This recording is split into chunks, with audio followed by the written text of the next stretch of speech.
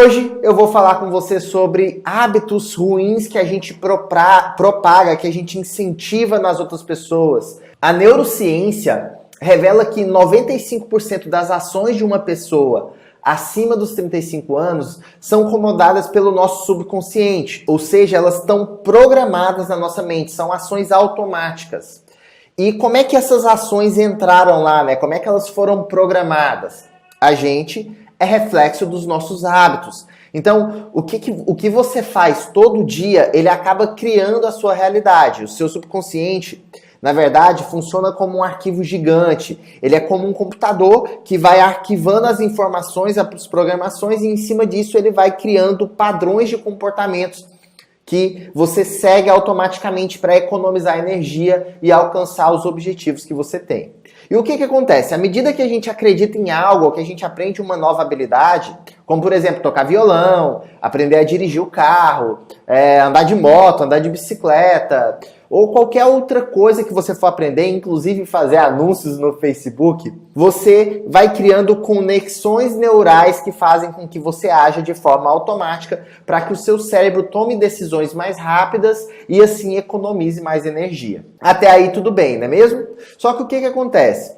Quando ele armazena essas informações, quando ele armazena essa sequência de ações associadas ao seu aprendizado, ele vai criar aquilo e vai automatizar aquilo. E aí, quando você aciona um gatilho, ele repete automaticamente tudo aquilo que está relacionado ao aprendizado que você teve. Tanto questões emocionais, postura física, como o tipo de decisão que você tomou em cima daquilo ali. Quando você faz isso, você cria um padrão que vai ser executado ao longo da vida. O grande problema é que esse padrão se inicia lá no útero da mãe, quando a gente começa a armazenar as emoções e os sentimentos dos nossos pais, como o sentimento de rejeição, por exemplo. E aí, à medida que a gente vai tendo esses sentimentos, essas emoções, que a gente vai armazenando esses hábitos vão tornando aquilo que a gente é, a forma como a gente age. Qual que é o problema disso? A gente precisa ter cuidado com os hábitos que a gente desenvolve, não só na gente, como os hábitos que a gente desenvolve nas outras pessoas, influenciando as pessoas ao nosso redor, principalmente as nossas crianças. Porque toda vez que a gente fala algo para uma criança, ou que a gente mostra um exemplo, ou que a gente induz ela e orienta ela em cima de um tipo de ação, o que a gente está fazendo é escrevendo uma nova página nesse código que está armazenado no nosso subconsciente. E aí o que acontece? A gente pega e cria hábitos e cria padrões que no futuro vão se mostrar ruins para a nossa vida. Tem um livro que chama Mindset, que é um livro da doutora Carol, tá? Ele é um livro que vai te ajudar a entender melhor como as coisas funcionam. Existem alguns hábitos e hoje aqui eu vou trazer 4 hábitos ruins que normalmente a gente induz nas outras pessoas, nas crianças, nas pessoas ao nosso redor que seguem a nossa influência. E lembra, você faz isso querendo o bem dessas pessoas. Só que, às vezes, o que a gente acha que está fazendo bem, na verdade, está criando uma série de crenças limitantes e obstáculos na vida, tanto na nossa vida, como na vida das outras pessoas. Então vamos lá. Por exemplo, fazer as coisas sem um propósito. Esse é o primeiro hábito que a gente cria. Como assim, Fábio? Como é que eu crio o hábito de fazer coisas sem propósitos? Vou dar um exemplo. Quando eu decidi que eu ia sair da Assembleia Legislativa e eu estava indo atrás do meu propósito, que era ter mais liberdade, né? Eu estava tomando essa decisão baseada em propósito. Muita gente, incluindo a minha mãe, veio para mim e falou: meu filho, não faz isso, porque você precisa de segurança, vai largar uma coisa que é certa, um emprego que é certo, por conta de um sonho, por conta de uma coisa que você não sabe se vai dar certo. E aí ela acaba, então, a gente acaba incentivando a gente por motivos, digamos, da pessoa e não nosso, a não seguir o nosso propósito. Um outro exemplo, quando a gente vai pensar em fazer, a pessoa está pensando, não sei se eu faço faculdade. Aí a pessoa vira e fala: você é louco, cara? Você não vai fazer faculdade? Como assim? Pelo menos você tem um diploma, pelo menos depois, se você for preso, você tem cela especial. Cara, olha só o tipo de coisa. Por que as pessoas incentivam a gente a fazer faculdade? E às vezes fazer faculdade não é algo que vai agregar na vida da pessoa. Quantas pessoas no Brasil têm uma faculdade e não exercem a própria profissão? tá? Quantos advogados hoje são fotógrafos, hoje são cozinheiro, que mais?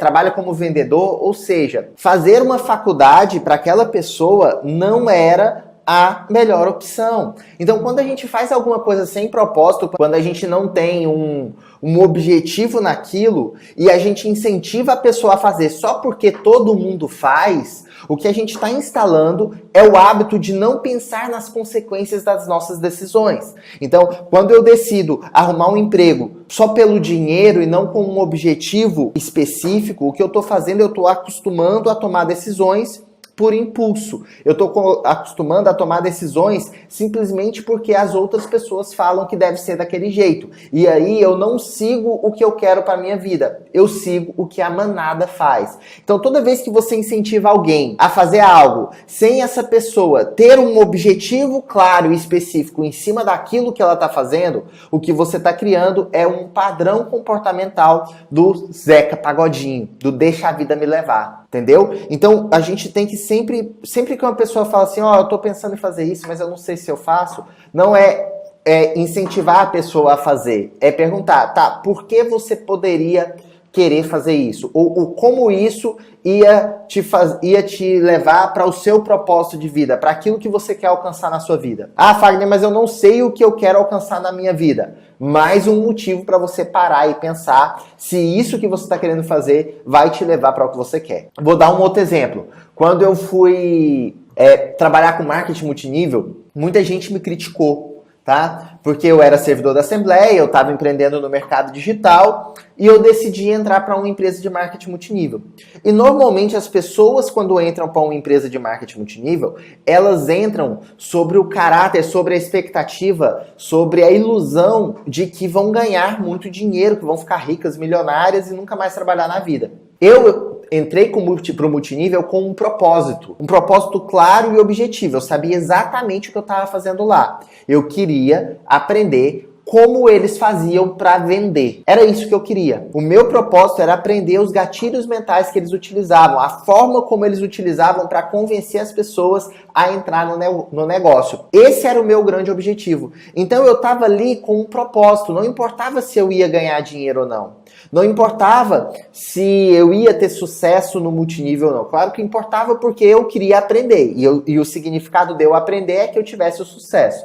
Mas você está entendendo que não era a minha obsessão? A minha obsessão era aprender o processo, era entender como as coisas funcionavam, era perceber a importância daquilo que eles utilizavam, a forma como eles utilizavam para vender, para que eu pudesse utilizar isso nos meus propósitos de vida, que era empreender e era alcançar o sucesso como empreendedor. Então, eu passei 2 anos dentro dessa empresa aprendendo, eu estava ganhando para aprender. Eu estava recebendo da empresa toda vez que eu fazia uma venda, toda vez que eu fazia algo, eu estava recebendo para aprender. O que eu comprava de produtos, de materiais, para mim, era o preço do aprendizado. Era o que eu olhava como uma forma de eu estar investindo no meu futuro, no meu conhecimento. Porque na empresa de multinível você precisa manter um ativo, você precisa fazer um pagamento mensal para você poder manter a sua empresa ativa. E eu olhava aquele pagamento mensal como uma mensalidade de uma faculdade. Só que ao invés de eu pagar a faculdade para aprender um monte de teoria, eu estava pagando para ter um negócio onde eu aprendia na prática como executar, através das lideranças que me orientavam. Então, o que a gente precisa entender é, toda vez que eu vou tomar uma decisão, é eu pensar no propósito por trás dessa decisão. Pensar no porquê por trás daquilo que eu estou fazendo. Esse é o primeiro ponto. Segundo ponto, toda vez que alguém pedir a minha opinião, toda vez que alguém pedir a sua opinião, ao invés de você incentivar ela a fazer algo porque você acredita no que você quer, você incentiva ela a fazer algo por conta do propósito dela. Então, você não vai incentivar, você vai fazer perguntas poderosas. Ela vai chegar pra você, cara, eu não sei se eu faço faculdade. Aí você pergunta, por que você quer fazer faculdade? Eu quero fazer faculdade porque eu quero ter uma profissão. Legal, mas essa profissão que você quer ter, ela é uma profissão que você quer por causa do dinheiro? Ou ela porque vai te pagar bem? Ou ela é uma profissão que você quer porque você acredita que Esse é a sua missão de vida. É isso que você quer fazer ao longo de toda a sua vida. E aí você vai fazendo perguntas poderosas para essa pessoa para orientar ela e ajudar ela a tomar decisões baseadas num porquê. Decisões que vêm de dentro e não de fora. Que vêm por conta do que ela acredita e não do que ela está ouvindo das outras pessoas. Esse é o primeiro ponto na hora de criar hábito. Então, o primeiro hábito ruim que a gente cria nas pessoas é o hábito de fazer coisas sem propósito, tá? Segundo hábito que a gente cria nas pessoas que fazem com que elas não alcancem os resultados que elas gostariam. Segundo hábito é fazer elogios à pessoa e não à atitude que ela tomou para alcançar determinado objetivo. Vou te dar um exemplo sobre isso.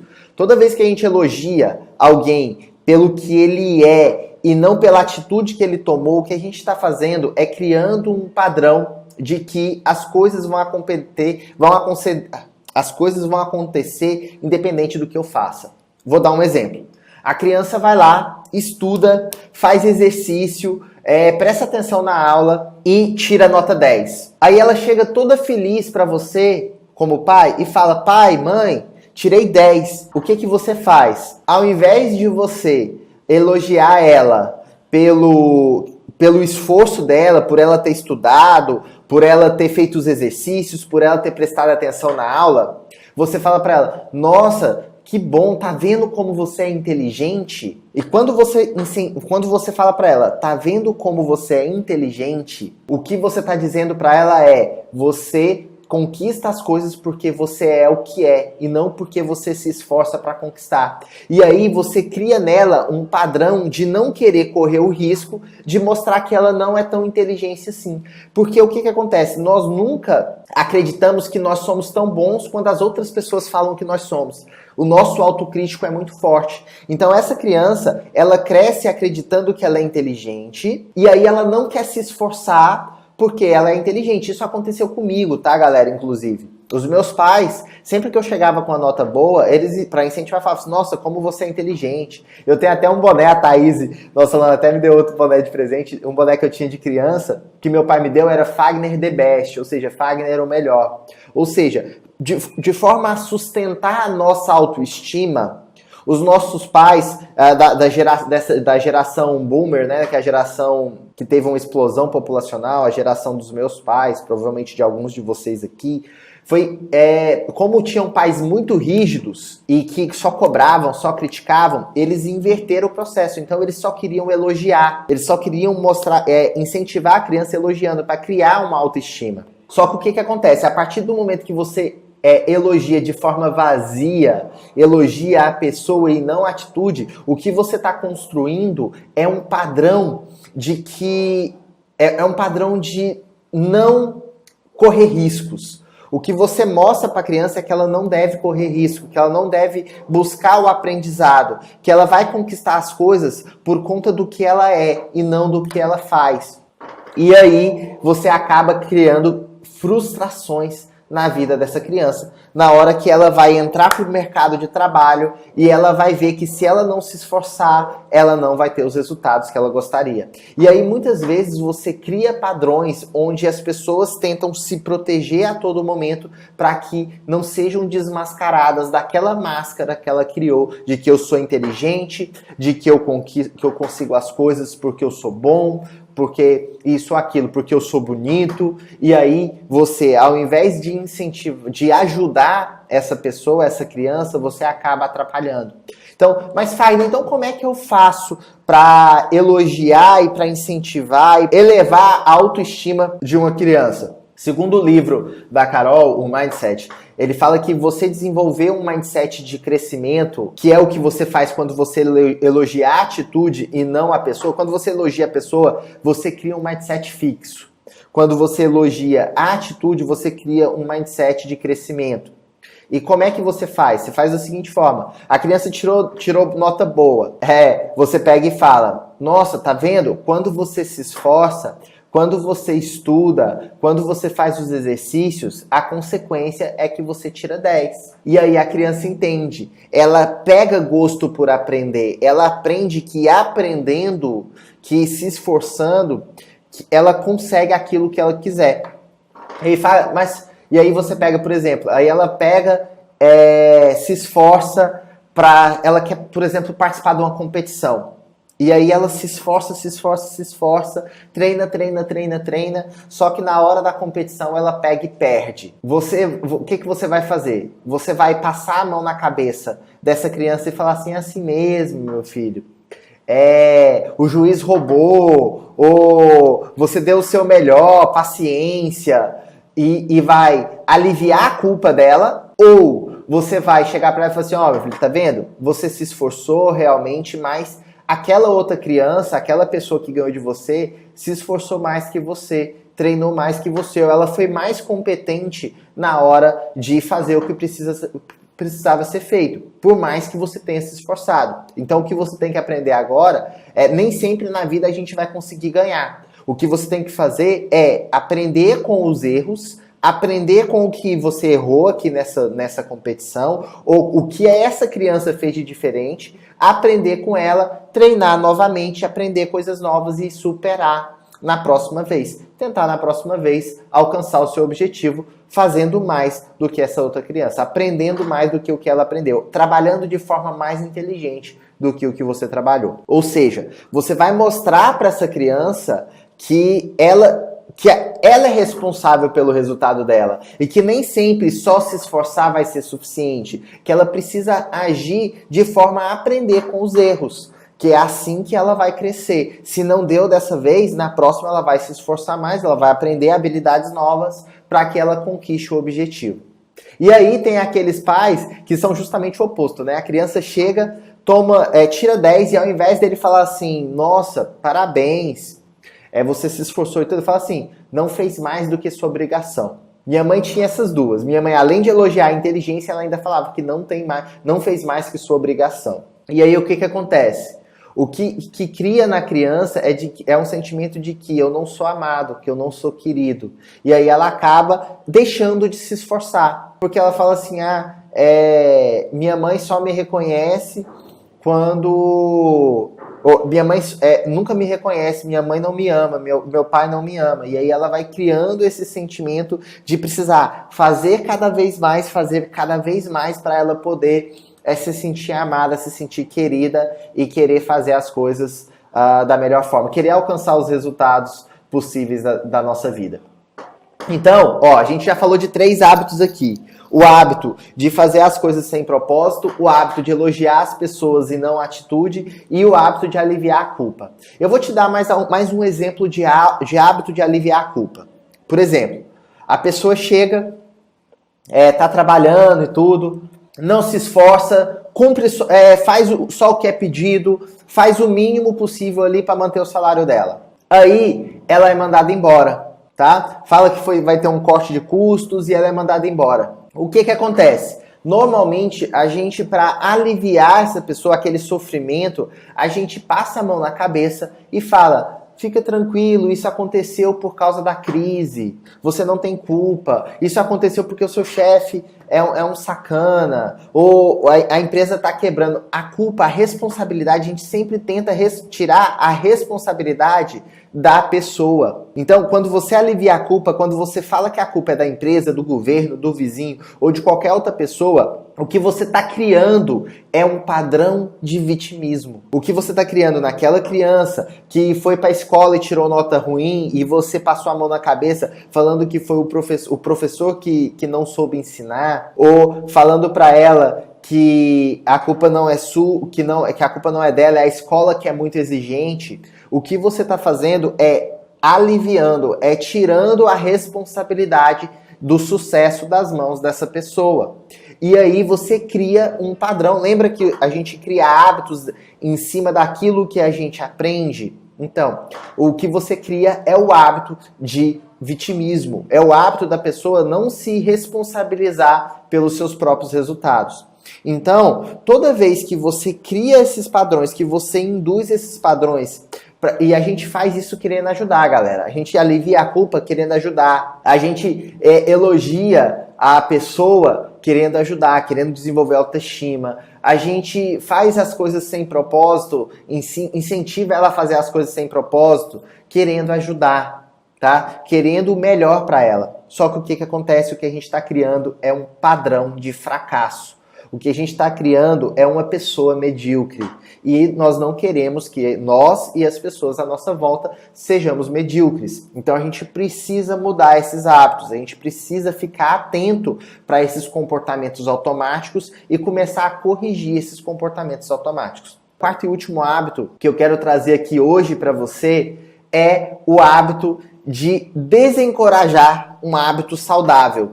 Por exemplo, eu mesmo já fiz isso demais. A pessoa, ela tá em dieta, ela tá querendo ser uma pessoa mais saudável, ela tá evitando porcaria, evitando comida industrializada. Aí você chega e fala assim, mas rapaz, sai da dieta só hoje, é só um docinho, não faz mal a ninguém, uma vez na vida. E aí o que você tá fazendo? Você tá desencorajando o hábito. Um outro exemplo, você vai pra academia, cara, não, moço, vai pra academia hoje não, bora sair.